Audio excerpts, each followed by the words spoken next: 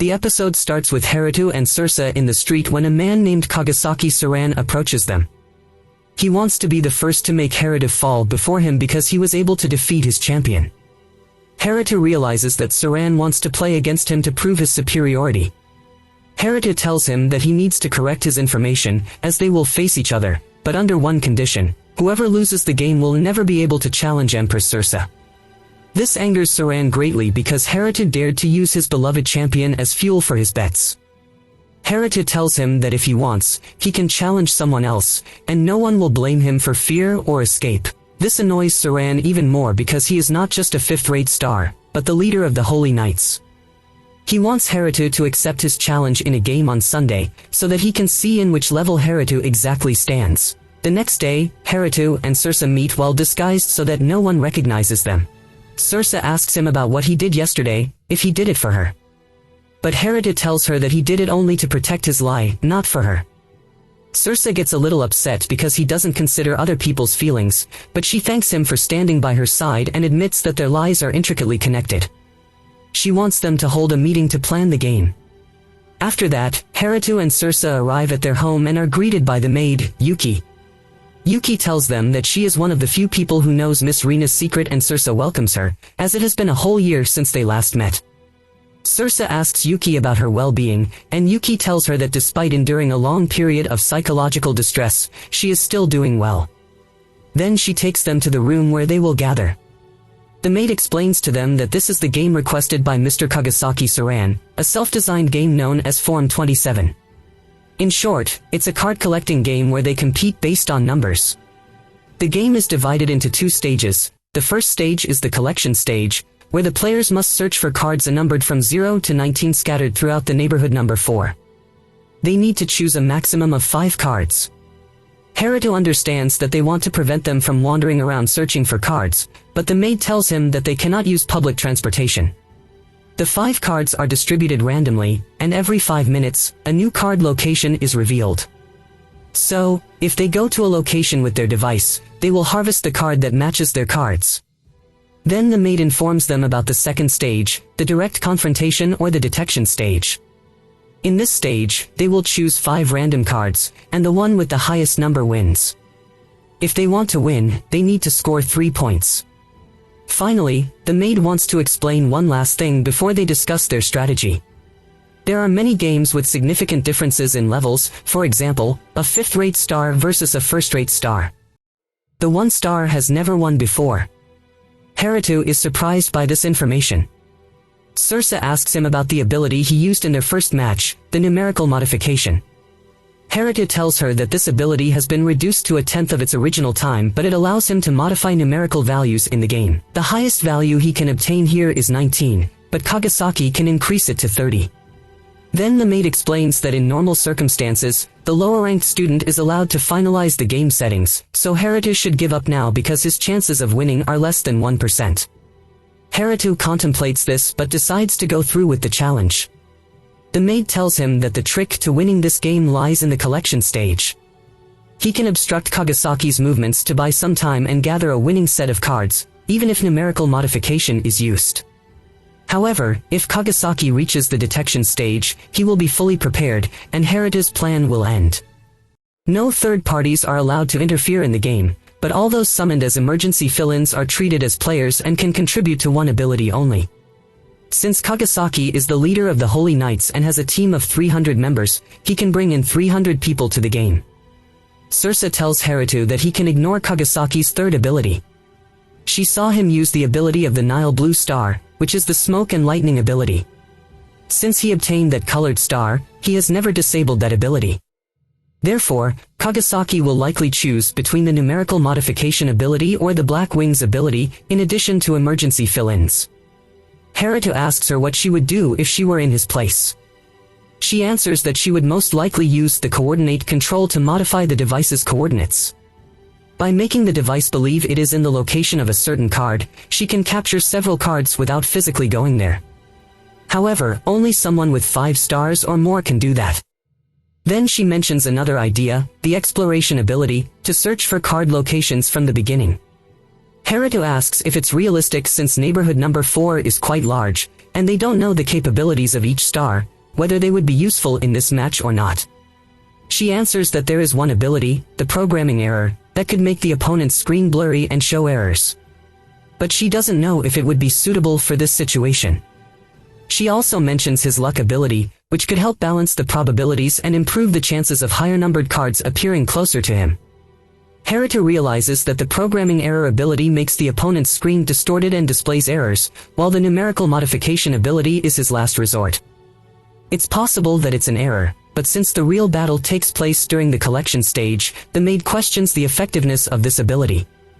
Haruto continues to contemplate the three abilities since they are his best strategy so far. As the sun sets, Circe leaves them to return home. Haruto talks to the maid, feeling that Circe is avoiding her. The maid tells him that it's Circe who is avoiding her since they used to see each other every day. She was Circe's closest partner, but she speculates that Circe is hiding something from her and the Seongi family. She asks Haruto to protect her no matter what. The next day, the match begins in the collection stage of the game. The excitement intensifies, and the crowd cheers for Kagasaki.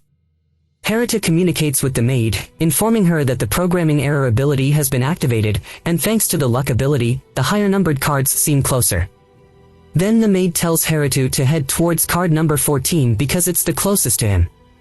He compares card 17 with the neighboring card to plan his path.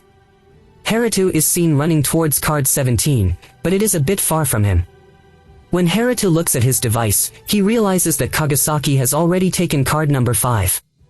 However, he probably doesn't know about the programming error ability yet. They also discover that Kagasaki has obtained the second card as well, leaving Haruto surprised because the number of cards displayed in front of him hasn't changed yet. The maid tells him that Kagasaki likely captured a card with an undisclosed number and coordinates.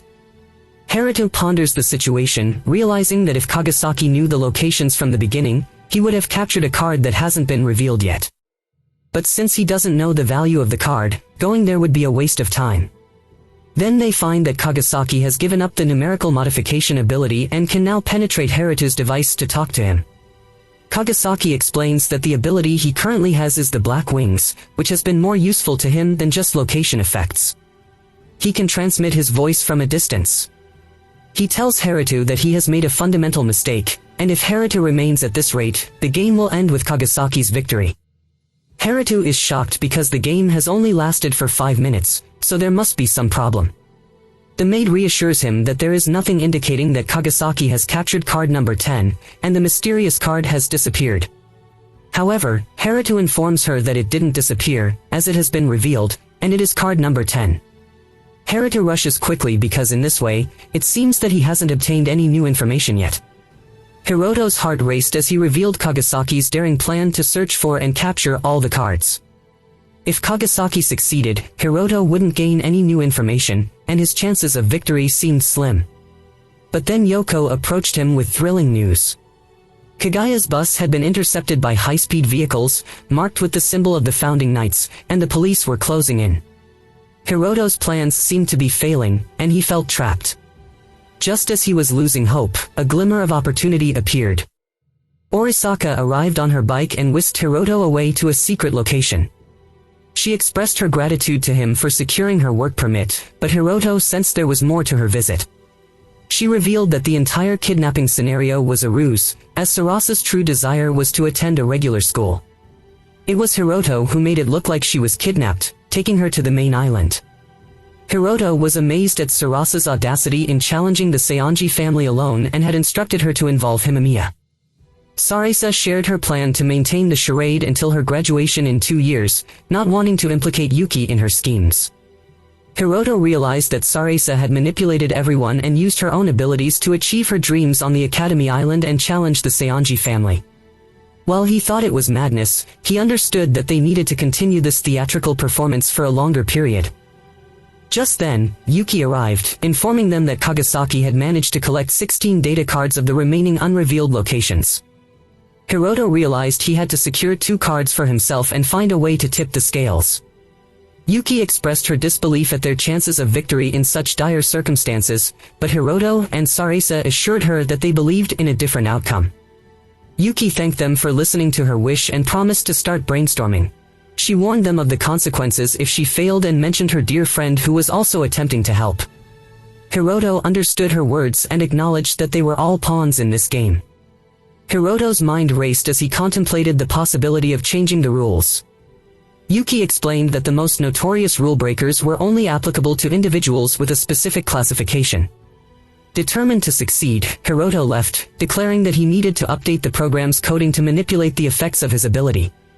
Yuki cautioned him to be careful when executing his plan, and Hiroto assured her that it would be a simple 5-star adjustment. With renewed hope and excitement, the match was about to begin, and Hiroto had a secret weapon up his sleeve. As Kagasaki arrogantly boasted about his own plans and predicted great things, Hiroto interrupted him, asking about the conditions required to end the game. Confused, Kagasaki checked his phone and realized the text had changed.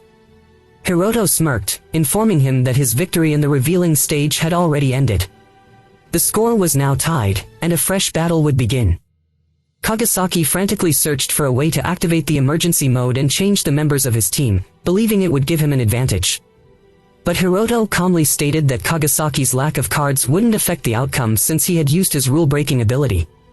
Hiroto's words left everyone stunned, and he revealed himself as the 7th strongest star on the island.